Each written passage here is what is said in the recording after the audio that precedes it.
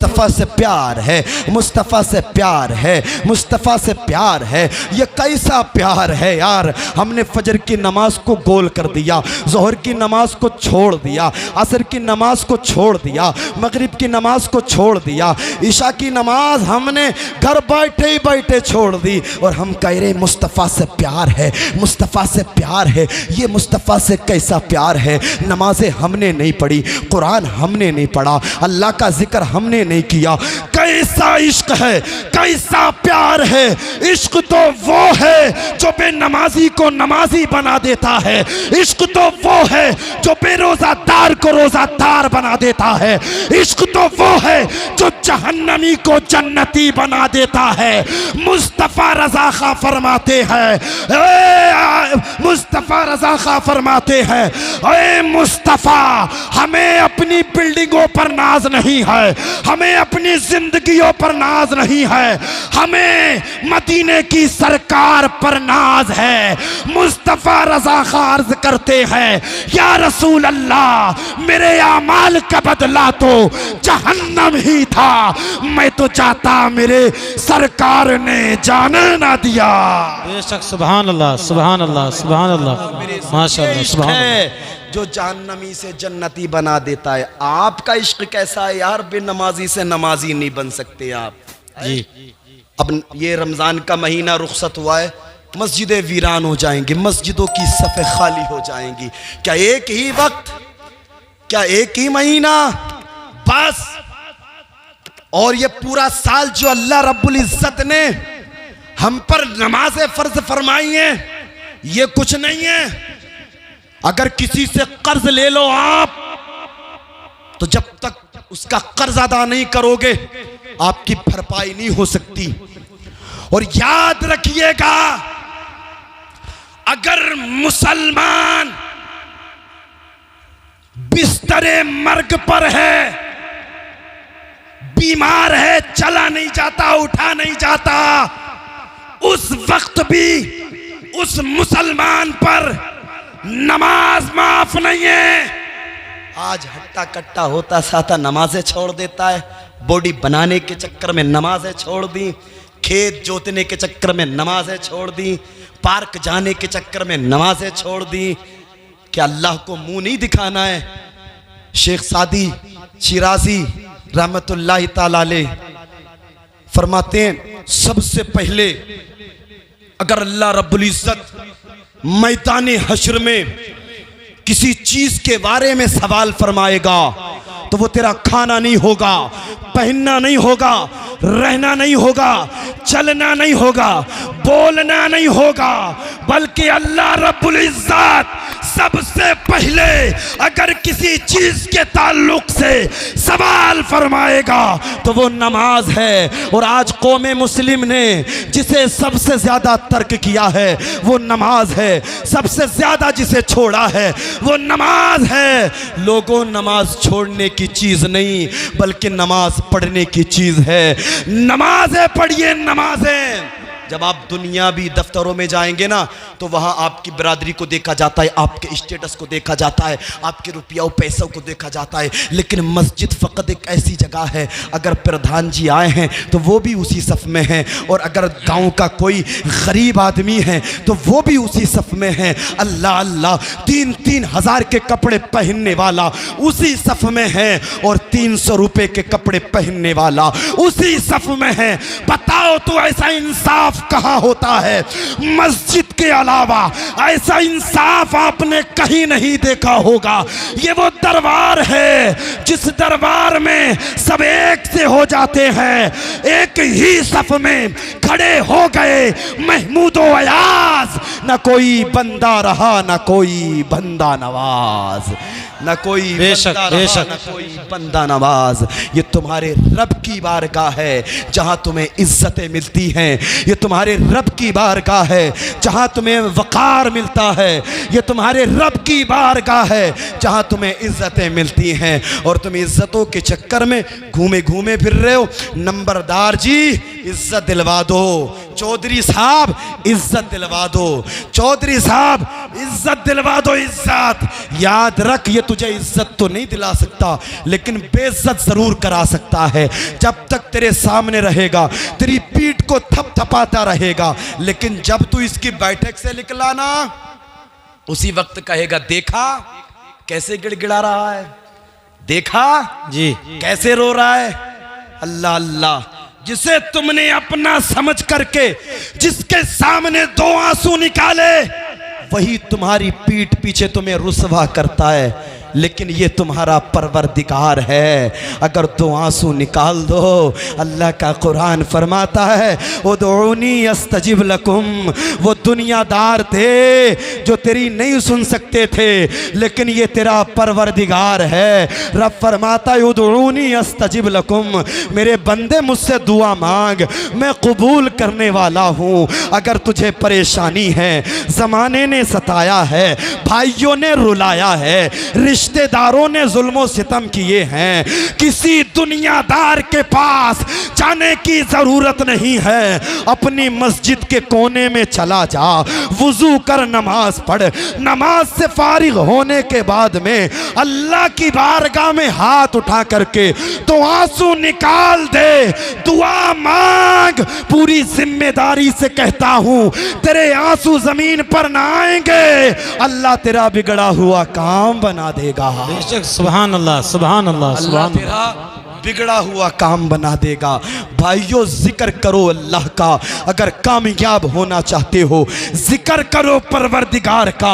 अगर कामरान होना चाहते हो, अपनी सफ़ों को मुत्तहिद करो, अपने आप में इत्तेफाक पैदा करो।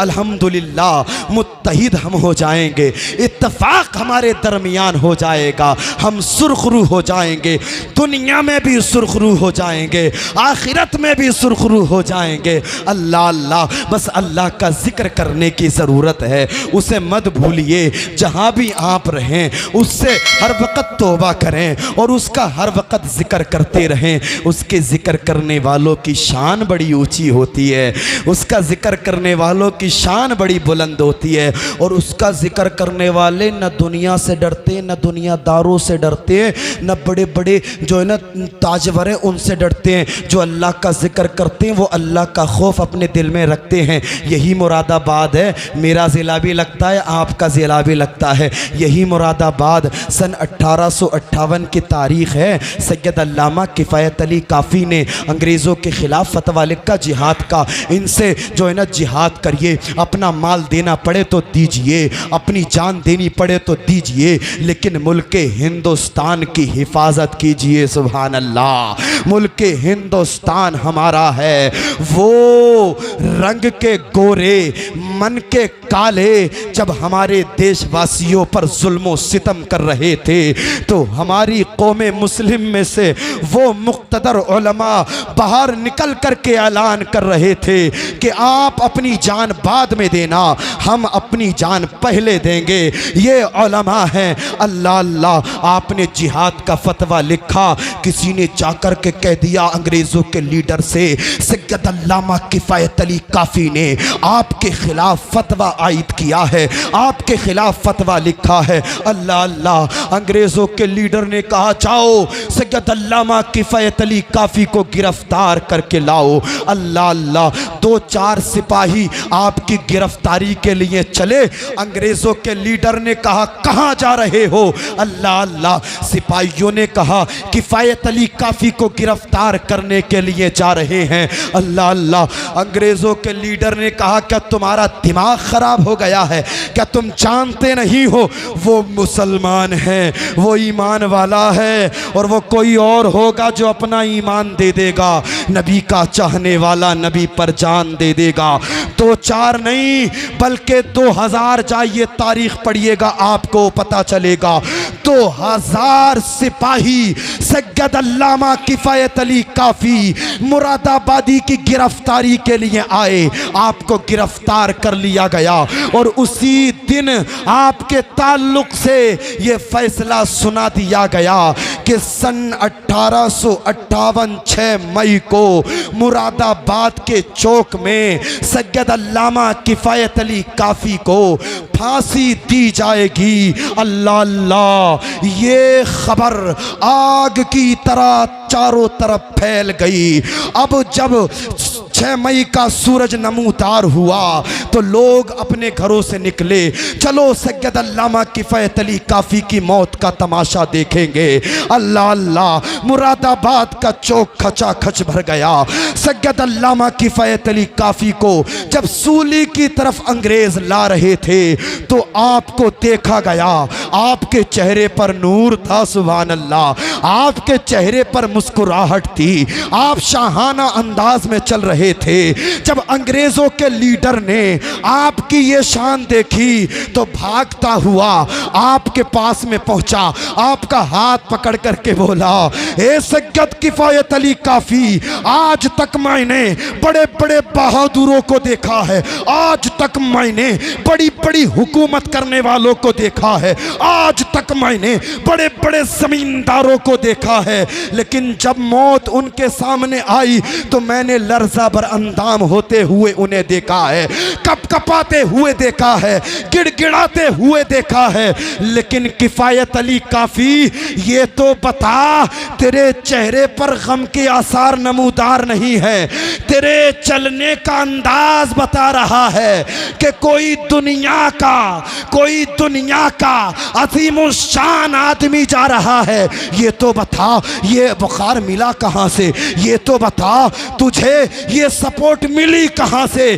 सैयद अल्लामा किफ़ायत अली काफ़ी ने उस वक्त जवाब दिया था, तेवर खास के लोगों तवज्जो करना, सैयद अल्लामा किफ़ायत अली काफ़ी ने कहा था, ए अंग्रेज़ों के लीडर कान खोल करके सुन ले, हम किसी दुनियादार के गुलाम नहीं हैं, मदीने वाले मुस्तफ़ा के गुलाम हैं, हम मौत से नहीं डरते हैं। जब वक्त आता है तो नामूसे रिसालत के लिए भी अपनी जानों के नजराने पेश कर देते हैं, और जब वक्त आता है तो अपने मुल्क की आज़ादी के लिए भी अपनी जानों के नजराने पेश कर देते हैं। अल्लाह अल्लाह, सैयद अल्लामा किफ़ायत अली काफ़ी से उस वक्त पूछा गया था, क्या तुम्हारी कोई आखिरी ख्वाहिश है? आपने कहा था, हाँ, मेरी आखिरी ख्वाहिश ये है कि मैं एक पैगाम उम्मत मुस्लिमा को देना चाहता हूँ। सैयद अल्लामा किफ़ायत अली काफ़ी ने उम्मत मुस्लिमा को उस वक्त जो पैगाम दिया था वो ये था, आपने फरमाया था, लोगों आधी रोटी खाना, लेकिन मुस्तफ़ा से मोहब्बत का रिश्ता मजबूत कर लेना, महलों की जगह छप्पड़ में रहना, लेकिन मुस्तफ़ा से मोहब्बत का रिश्ता मजबूत कर लेना, इसलिए कि कोई गुल बाकी रहेगा ना चमन रह जाएगा, पर रसूलुल्लाह का दीने हसन रह जाएगा। अतलसो कम ख्वाब की पोशाक पर नाजा ना हो, इस तने बेजान पर खाकी कफन रह जाएगा, सब फना हो जाएगा काफी, व लेकिन हश्र तक नाते हजरत का जबानों पर सुखन रह जाएगा। नारे तकबीर, नारे रिसालत, मसलके आला हजरत, इस्लाही मुआशरा कॉन्फ्रेंस। सुभान अल्लाह, सुभान अल्लाह। अल्लाह का जिक्र करें, नबी से मोहब्बत का रिश्ता मजबूत करें, फिर देखें आपकी ज़िंदगी में कितनी बहारें आती हैं। लोग करें चमक जाएंगे, चमक जाएंगे, चमक जाएंगे। शायद आपने आला हजरत का शेर नहीं सुना है। आला हजरत फरमाते हैं, या रसूल अल्लाह, चमक तुझसे पाते हैं सब पाने वाले। हाँ, क्या बात है, सुभान अल्लाह। चमक तुझसे पाते हैं सब पाने वाले, मेरा दिल भी चमका दे चमकाने वाले, बरसता नहीं देख कर अब्रे रहमत, बदों पर भी बरसा दे बरसाने वाले, बदों पर भी बरसा दे बरसाने वाले। लोग आज इसी चक्कर में लगे हुए, चमकेंगे कैसे, चमकेंगे कैसे, चमकेंगे कैसे, चमकेंगे कैसे। अगर आपको चमकना है, मदीने की सरकार से रिश्ता मजबूत करिए, ऐसा चमकेंगे, ऐसा चमकेंगे। जब जब आप घर से निकलेंगे, जमाना कहेगा मुस्तफ़ा का गुलाम जा रहा है, जिस गली से गुजरेंगे जमाना कहेगा मुस्तफ़ा का गुलाम जा रहा है, मुस्तफ़ा का गुलाम जा रहा है। और जब आपका इंतकाल होगा, जब आप इंतकाल कर जाएंगे, आपको गुस्ल दिया जाएगा, आपको कफन दिया जाएगा, आपको कफन पहनाया बैठ जाइए, बैठ जाइए, मुफ्ती साहब इधर ही आ रहे हैं, बैठ जाइए, बिल्कुल भाइयों, बिल्कुल बैठिए आप, उलमा इस्तकबाल करेंगे इंशाअल्लाह। उसके बाद में आप भी खड़े हो जाना। मदीने वाले मुस्तफ़ा से नारा लगा दीजिए।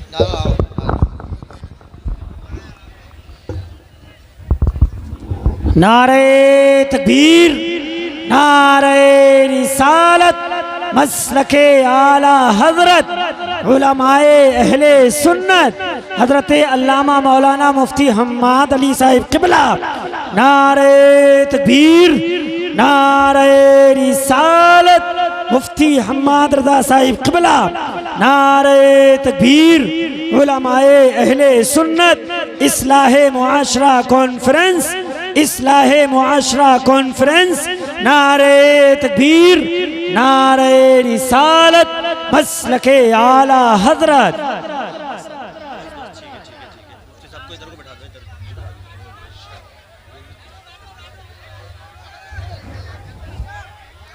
बैठ जाइए, आप बैठ जाइए, बिल्कुल बैठ जाइए। जो जहां है वहीं बैठ जाएं, बैठ जाएं।